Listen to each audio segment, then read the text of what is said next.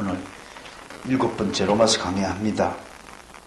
로마서 전체 구조를 볼 때 오늘부터는 본론의 시작이라고 말할 수 있습니다.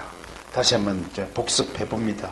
로마서를 크게 서론, 본론, 결론으로 내면 1장 1절부터 17절까지가 서론에 해당됩니다. 여기서 사도 바울은 여러 가지 로마 교회에 있는 분들에게 인사도 하고 감사도 하고 그리고 복음의 핵심이 뭐라고요? 믿음으로 구원받는다는 이신칭의를 소개하고 있어요. 그러면 18절부터 15장 13절까지를 우리가 본론이라고 합니다. 그리고 15장 14절부터 16장 27절까지 끝까지가 결론 부분에 해당되겠죠. 이 본론 부분에서 사도 바울이 이야기하고 싶은 것이 뭐냐면 왜 그렇다면 죄인에게 복음이 필요한가? 그 얘기하고 싶어 하는 것입니다.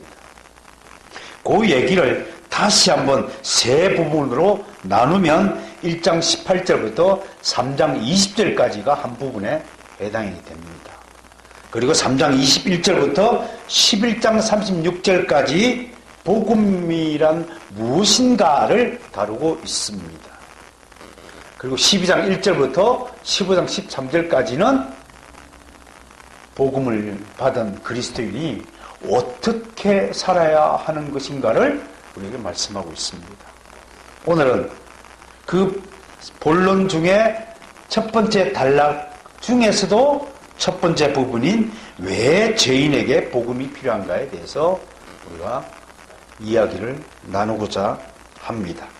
우리는 로마서 본론을 통해서 인류의 근본적인 죄가 무엇인가를 알게 됩니다.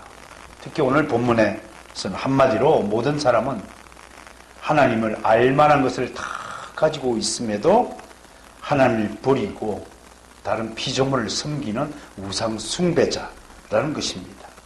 그러므로 결론적으로 그 누구도 난 하나님을 몰라요 라고 핑계할 수 없다고 하는 것을 명백하게 선포하고 있는 것입니다.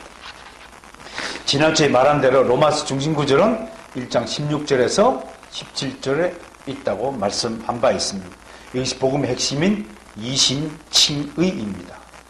사도 바울은 여기서 모든 인류는 하나님으로부터 의롭다함을 칭함을 받아야 한다. 즉 칭의, justification을 받아야 한다라고 말하고 있습니다.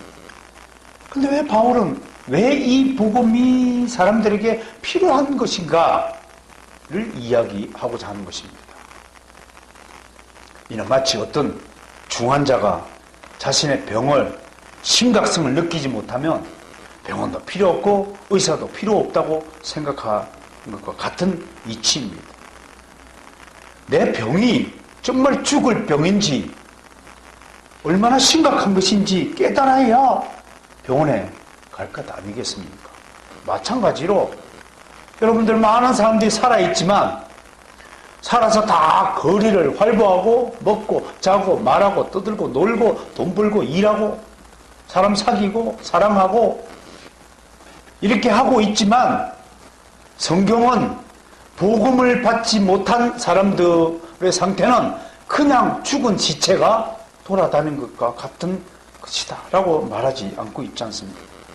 자신의 병이 정말 심각한 것인 줄 알아야 내가 의사가 왜 필요한 걸 알듯이 자신의 죄를 아마 심판받고 멸망에 처하게 된다는 것을 알게 된다면 그는 당장 자신의 죄를 용서받고 죄의 문제를 해결받는 것이 얼마나 인생에서 중요한 인가를 깨닫게 된다는 것입니다. 왜 예수 안 믿어요? 왜 교회 안 다녀요?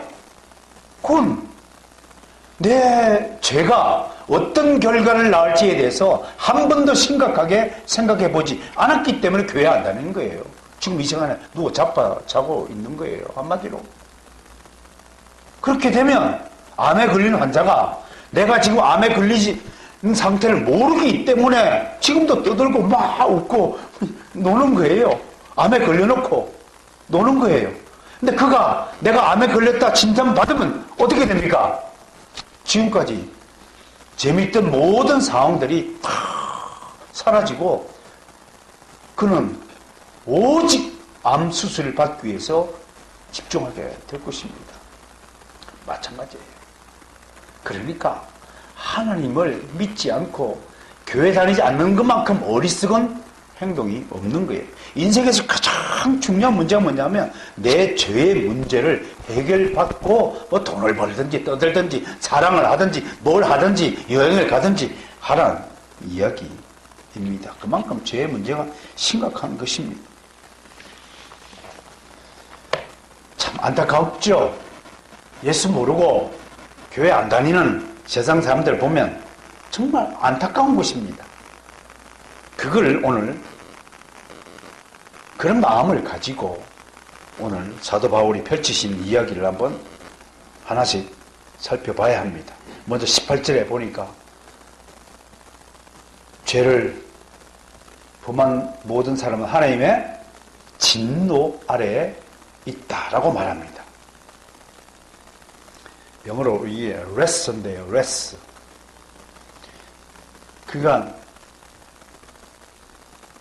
육신으로 내 마음에 안 들면 어떻게 합니까? 우리는 화를 내죠. 격분하죠. 그래서 한국 사람들이 무슨 병에 걸렸어요? 분노 폭발증에 걸렸어요. 다들 화를 참지 못하는 병에 걸렸어요. 그게 한국인의 사회병이에요. 뭐든지 가면 화를 펄컥펄컥 내요. 참지를 못해요, 지금요. 이게 한국 사회병입니다. 전체적으로. 차를 끌고 다니던 뭐 옆 사람이 누가 옛날에 툭 부딪히면 아이고 서로 죄송합니다. 그러고 말 텐데 요즘 사람은 어떻게 해요? 그냥 째려봅니다. 원수처럼 대합니다. 자기 집 앞에 누가 주차를 해놓으면 옛날에는 아유 제가 좀 주차 좀 해야 되겠습니다. 죄송합니다. 그렇게 했는데 전화하자마자 어떻게 합니까? 당신 말이야 막 어쩌고저쩌고 공격적으로 대합니다. 그런 화를 영어로 fury, F-U-R-Y, fury 상태다 그렇게 말합니다. 미국 사회에서는요 이런 fury한 상태에 있는 사람은 나중에 이게 재발되고 그러면 주민들이 회의를 하고 마을을 추방시킵니다. 그 미국 사회에서는 집안 가정 싸움도 하면 이웃에서 신고하면 잡아갑니다. 탁탁 채워서 잡아갑니다. 그러니까 이 대한민국은 자유가 아니라 완전히 무질서한 자유천국입니다. 이렇게 엉망인 사회가 사실 없는 사회입니다. 법치국가가 분명히 아닙니다. 이건 개인 자발광주의 사회입니다.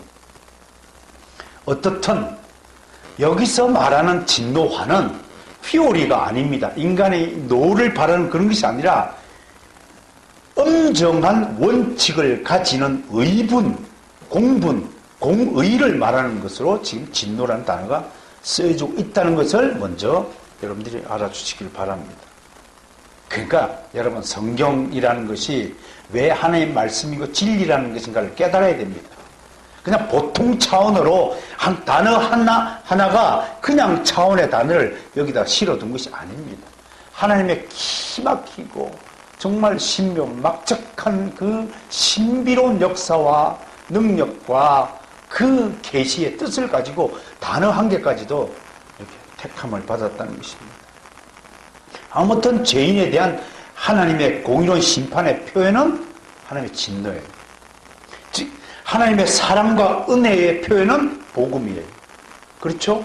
하나님의 공의롭고 진노는 심판으로 표현되는 거예요.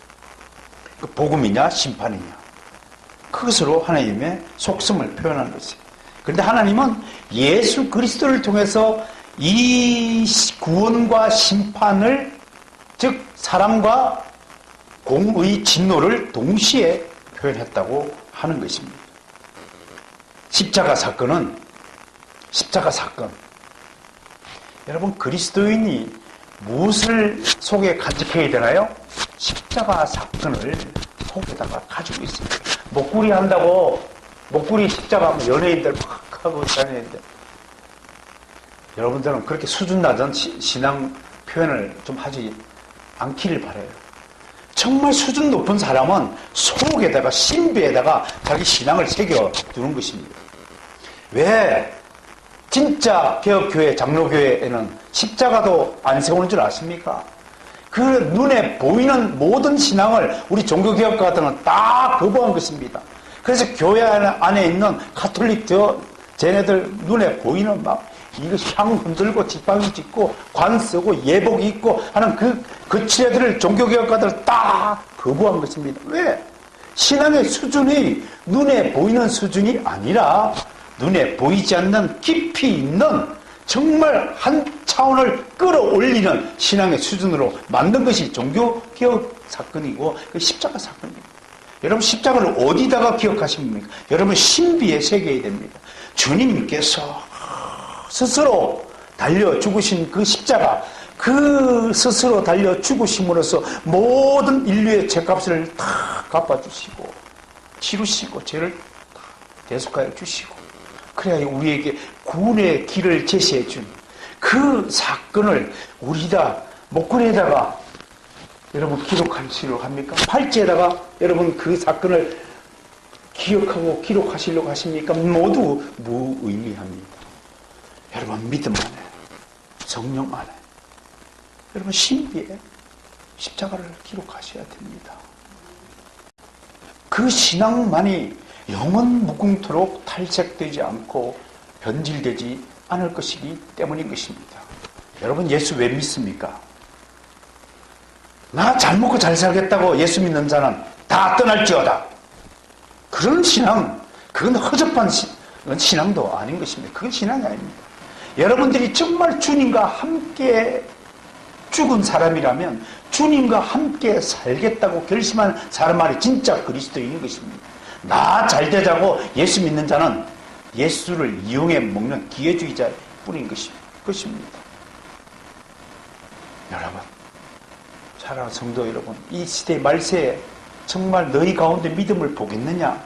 예수님이 안타까워하던 그 심정이 오늘 우리가 그대로 받으셔야 됩니다. 한국 교회 안에 참된 교회가 있느냐? 교회 세우라고 했더니 지금까지 교회당 건물 짓느라고 다 돈을 투자했습니다. 교회는 눈에 보이는 교회당이 교회가 아니라 여러분들 가운데 정말 오직 말씀과 더욱 사랑을 가지고 그걸 실천하는 성도들이 모인 공동체가 있느냐를 봐야 하는 것입니다. 여러분들 말씀 안에 서 있다고 믿으십니까? 정말 그 말씀을 가지고 더욱 사랑할 수 있습니까? 그렇지 않다면 여러분들 교회가 아닙니다. 여러분 스스로가 교회의 요원이 될 수가 없다는 것입니다. 교회 건물은 수없이 많이 있습니다. 교회 건물이 화려하고 시설이 좋을수록 수많은 사람들이 몰려듭니다. 마치 멋진 인테리어를 한 카페에 커피 한 잔 먹고 싶어 하는 듯이 그런 사람들이 좋은 시설을 가진 큰 덩치를 가진 교회 건물로 사람들이 몰려들고 있습니다. 그들이 과연 하나님의 진노를 피할 수 있을까요? 왜요? 하나님은 참된 믿음을 갖지 않은 모든 것들을 심판하신다고 말씀하셨습니다. 요한복음 3장 36절을 제가 대신 읽어드리겠습니다. 아들을 믿는 자는 영생이 있고 아들을 순종치 않는 자는 영생을 보지 못하고 도리어 하나님의 진노가 그 위에 머물러 있느니라. 여러분 정말 진지하게 이 하나님의 음성을 들으시길 바랍니다. 아들에게 순종치 않는 자는 영생을 보지 못하고 하나님의 진노가 그 위에 진노의 숯불이 위에 있다고 하는 것입니다. 한마디로 오늘 소개하는 1장 18절은 모든 경건하지 못한 즉 모든 진리를 가로막는 모든 불경과 불의에 대해 하나님은 진노하신다고 말합니다. 한마디로 믿음을 갖지 못한 것을 사도 바울과 사도 요한은 계속 순종하지 않는 것이라고 해석합니다. 믿음과 순종을 같은 차원에서 늘 하나의 황금 체인으로, 골든 체인으로 엮고 있습니다.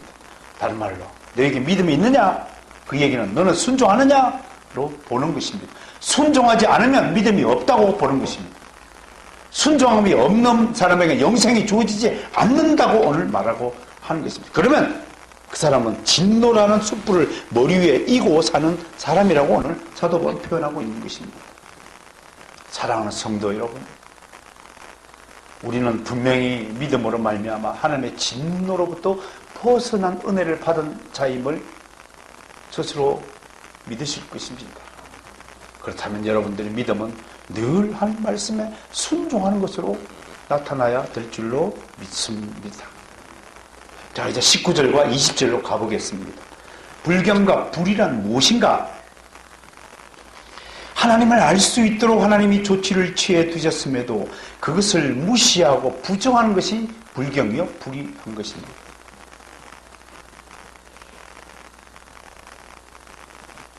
바울은 먼저 19절에서 이것이 인간의 양심에 주어졌다고 말합니다.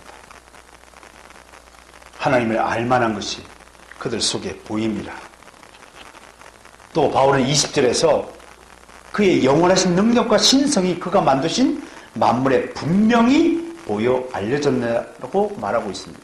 이것을 신학적으로 일반 계시라고 합니다. 그러니까 모든 인간은 자기 속에 있는 양심과 만물 속에 드리워진 하나님의 흔적을 보고서도 누구라도 하나님이 존재하고 하나님이 계시다는 사실을 알 수 있도록 하나님이 조치했다고 하는 것입니다. 그럼에도 하나님은 없다. I don't know you. 난 당신 몰라요. 난 당신이 있다는 것을 내가 들어본 적도 없어요. 라고 말할 수 없다는 것입니다. 어떤 자유주의 신학교의 교수가 수업 시간에 학생들에게 이렇게 물었습니다. 그래, 자네는 어느 집안 교수인가? 예, 나를 좀 상령최 씨 22대 손입니다. 그래, 그러면 자네 조상은 구원을 받았는가 못 받았는가? 예수 안 믿으시니 못 받았죠. 그랬더니 그 교수가 학생 보고 이런 불효막싱한 놈아, 니만 구원받고 니 조상은 구원받지 못했다면 너는 이놈아 불효 자식이다. 이렇게 이야기를 했다고 합니다. 그때 그 학생이 바로 저입니다. 제가 이렇게 대변했습니다. 일반 계시 속에서 모든 인간은 핑계할 수 없다라고 얘기했습니다. 우리 조상 22대 우리 상령체시 채자 천자 로자는 하나님 앞에 나오고 전 하나님 복음을 들어보지는 못했는데요 라고 핑계할 수 없습니다. 왜? 누구라도 진지하게 창조된 세상과 생명체의 기운에 대해서 고민하고 탐구하고 연구하고 노력했다고 한다면 자신의 양심을 향하여 모든 곳에서 하나님의 흔적을 찾을 수 있습니다. 좀 북한산 여기 있어요. 북한산이 계절마다 바뀌어집니다. 겨울 되면 잎이 떨어지고 다시 봄 되면 파란 잎으로 돋아납니다. 저는 그것을 나무의 부활이라고 합니다. 나무도 부활하는데 왜 죽은 인간이 부활하지 못한다는 것입니까? 그런데 거기 사는 스님은 사지사철 나무의 부활을 보고도 주님의 부활을 믿지도 않더라는 것입니다. 그는 하나님 앞에 서서 심판대 앞에 서서 핑계하지 못합니다. 유명한 주석가 핸드릭슨이요, 기가 막힌 내용으로 우리를 설득하고자 이렇게 글을 썼습니다. 내가 소개를 하겠습니다.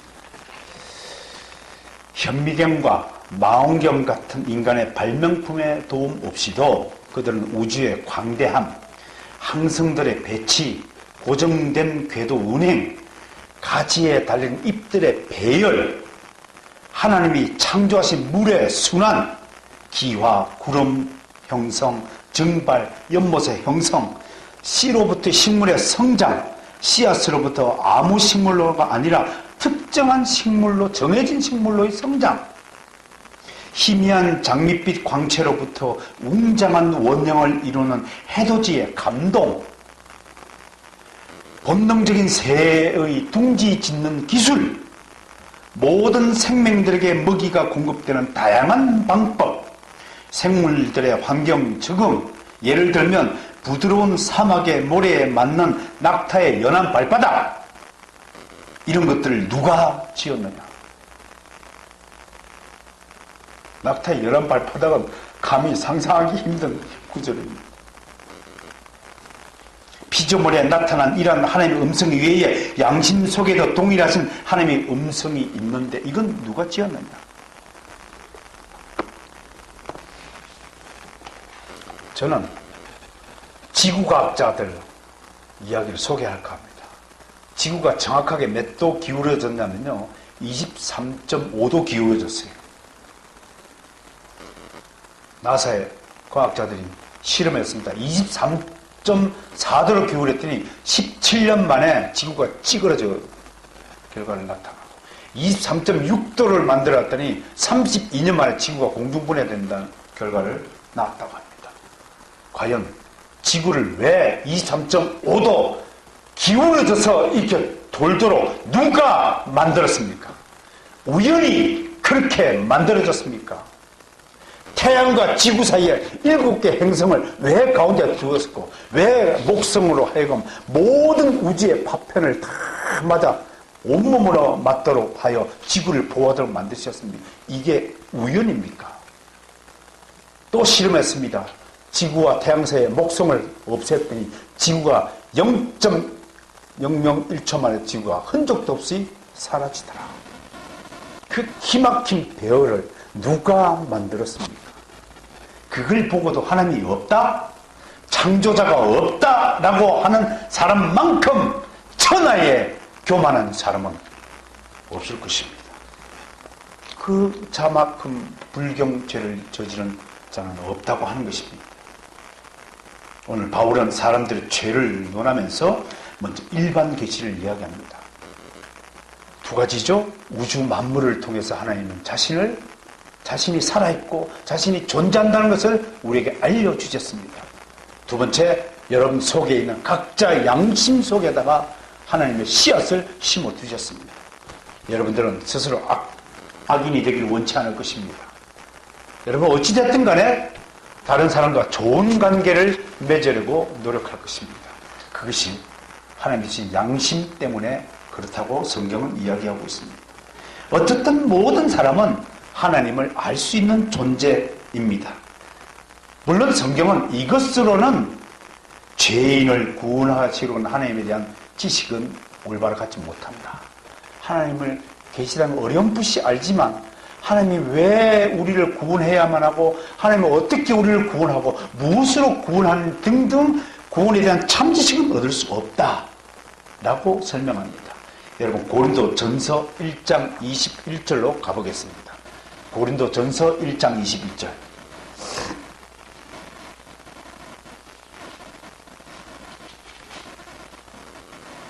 찾으셨나요? 함께 합니다. 시작. 하나님의 지혜에 있었어요. 이 세상이 자기 지혜로 하나님을 알지 못하므로 하나님께서 전도에 미련한 것으로 믿는 자들을 구원하시기를 기뻐하셨다. 일반 계시로는 구원에 대한 참지식을 얻을 수 없다라고 해석하는 것입니다. 자, 이제 20절. 바울이 강조하는 것은 죄에 빠진 인간들이 자의적으로 하나님을 찾지도 않고 하나님의 존재를 의식하지도 않고 살아간다는 것입니다. 그러므로 그들이 창조주 하나님을 섬기지 않고 그의 뜻을 순종하지 않은 일에 대해서 뭐 할 수 없다? 핑계할 수 없다. Don't excuse. 변명하지 마라. 마지막 심판의 때 모든 사람은 하나님의 심판대에 앞섭니다. 그 앞에서 누구도 나는 하나님의 계신 줄 몰랐는데요. 나한테는 아무도 복음을 전해주는 사람이 없었는데요. 나한테는 예수 그리스도가 누구인지 가르쳐준 사람도 없었는데요 라고 핑계할 수 없다는 것입니다. 인간은 불리하면 자기를 보호하기 위해서 가능한 모든 수단을 사용하는 존재라고 합니다. 이걸 심리학적으로 자기보호기제라고 합니다. 자기보호기제를 크게 세 종류로 나눕니다. 하나는 합리적 유형의 보호기제입니다. 이 유형은 모든 증거와 합리적인 논거를 가지고 자신을 방어합니다. 이 경우는 사실을 가지고 이야기하니까 굉장히 설득력이 높은 경우입니다.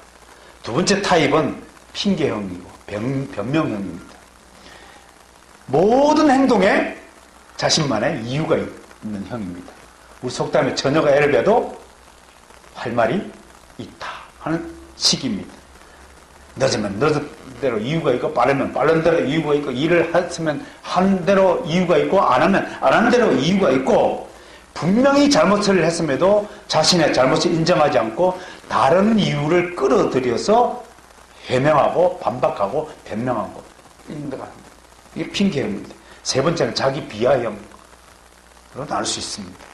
이 경우는 모든 원인을 자기한테로 돌립니다. 정확하게 용어를 하면 내부 귀인이라는 심리학 용어가 있습니다. 자기에게 책임을 돌리는 것입니다. 귀책 사유가 자기에게 있다고 하는 형태입니다. 그래, 내가 잘못했어 라고 말하는 것입니다.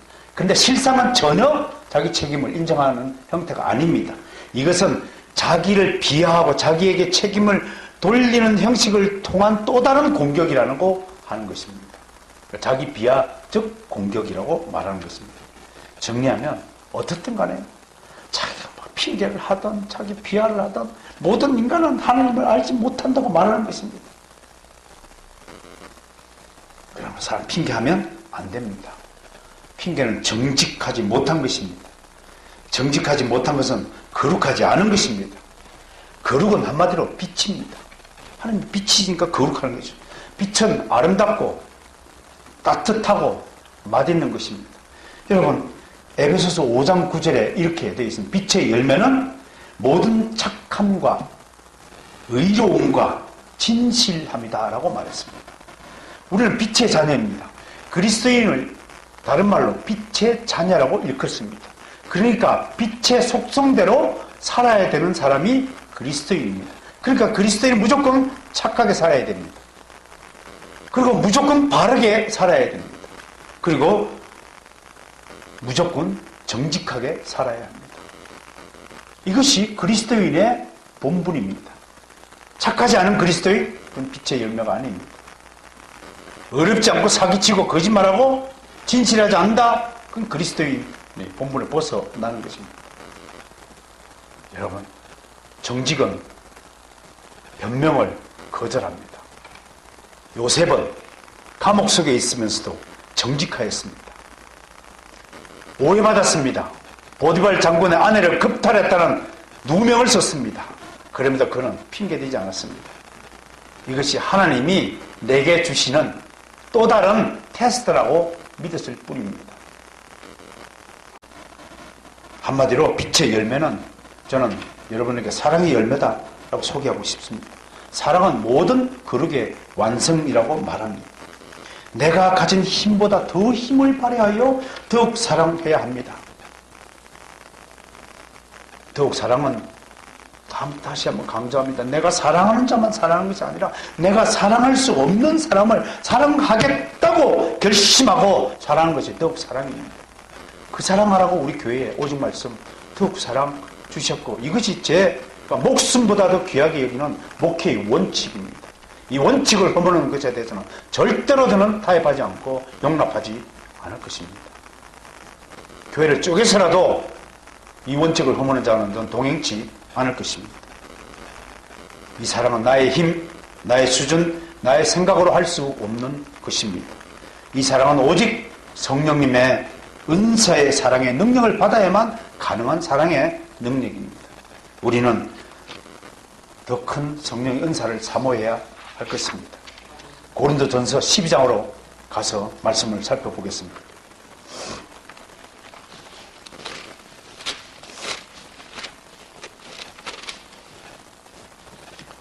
우선 7절을 한번 볼까요? 7절을 12장 찾으셨나요?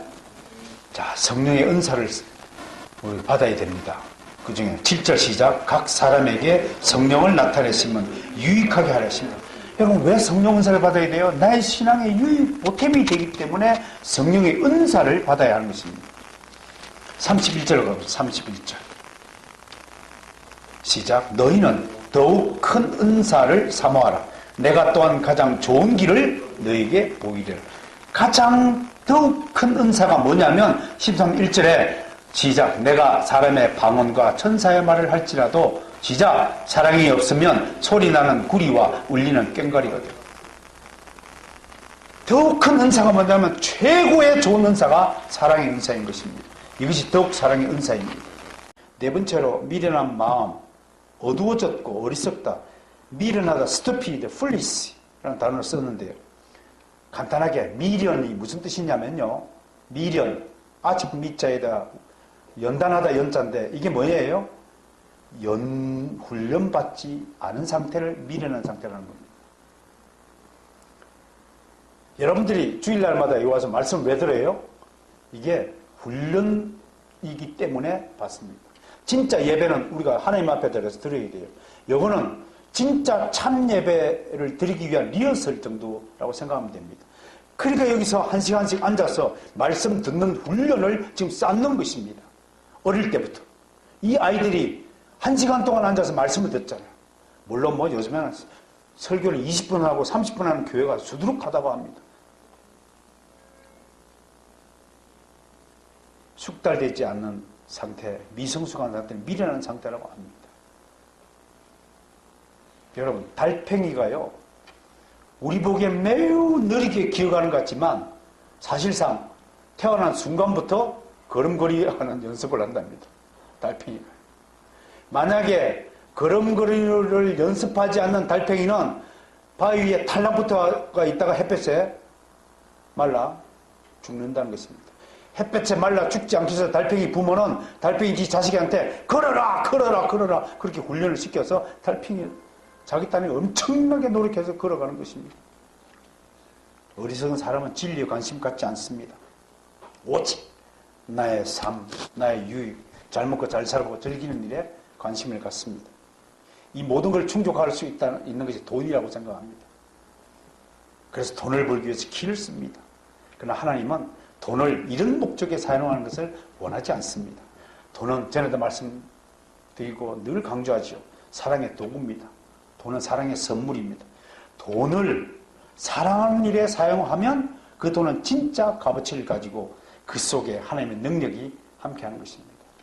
나 좋으라고 내 입에 좋은 거 먹고 좋은 옷 입고 좋은 차 사고 좋은 집 사고 물론 자기의 쪽으로 어느 정도 필요할 것입니다. 그러나 그것을 정말 다른 이웃을 내몸같이 사랑하는 일에 정말 돈을 사용하지 않는 사람이라면 다시 생각해 보시길 바랍니다. 마지막으로 하나님 영광 우상과 바꾸었다. 이건 우상숭배죠.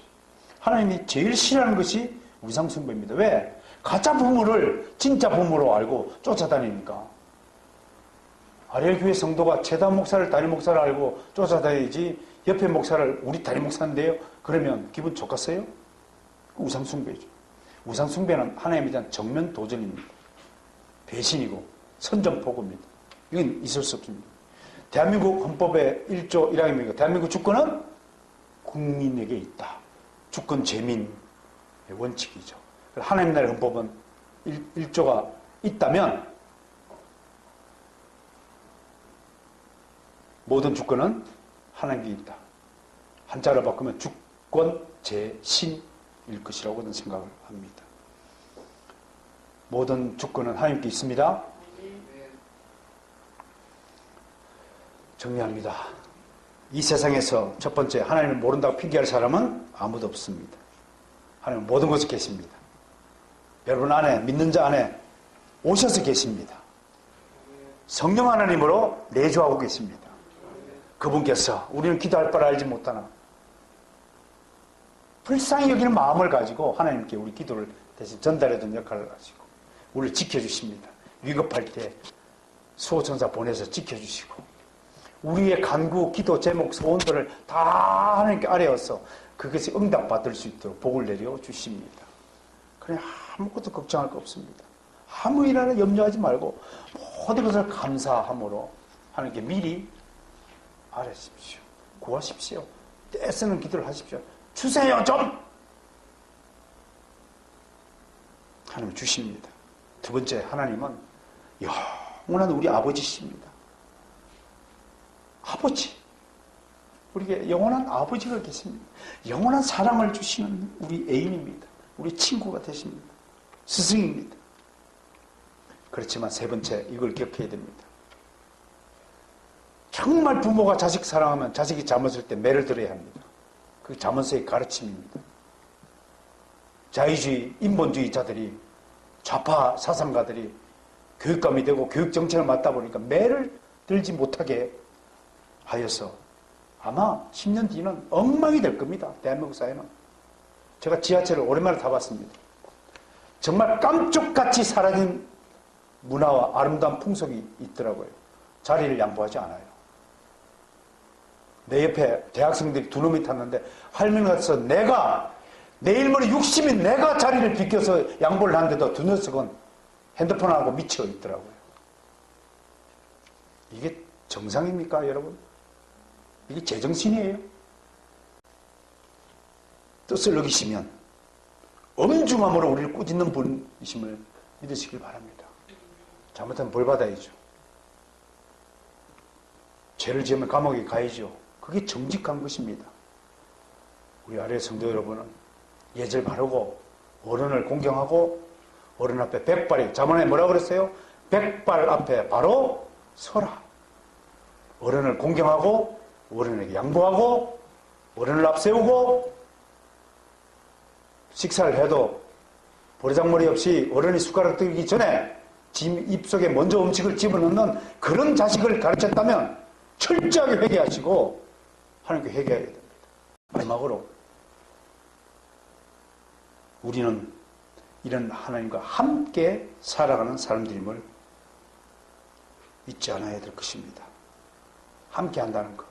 그러므로 이 생각을 가진 사람은 어떻게 행동 고지를 불량하게 할 수 있겠습니까? 내가 지금 하나님과 함께 걸어갑니다. 내가 지금 하나님과 함께 말을 합니다. 내가 함께 생각합니다. 내가 함께 행합니다. 누구랑? 나의 사랑하는 내 아버지, 나의 주님, 나의 성령님, 나의 구원자 되신 나의 보혜사, 그분과 함께 합니다. 어떻게 주님과 함께 하면서 화를 내고 불평하고 미워하고 그럴 수 있습니까? 절대로. 하나님의 진노를, 하나님의 징계를 자초하는 일임을 아셔야 됩니다. 하나님의 사랑이 있습니다. 반면 하나님은 공의로운 심판주이시기도 합니다. 사랑하는 성도 여러분, 오늘 로마서 7주차 핑계하지 못합니다는 설교를 들으시고 이 말씀을 간직하시고 일주일 동안 세상 가운데서 승리하는 여러분들이 되시기를 주님 축원합니다.